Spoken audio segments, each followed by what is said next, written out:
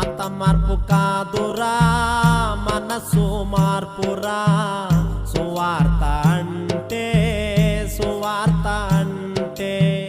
సిద్ధాంతం కాదురా సర్వలోక రక్షరా సువార్త అంటే దేవుని శక్తిరా వట్టి మాటలు కాదు దేవుని శక్తిరా వట్టి మాటలు కాదు పెట్టేది కాదు జీవితాలు మార్చేదిరా మత మార్పు కాదురా మనసు మార్పురా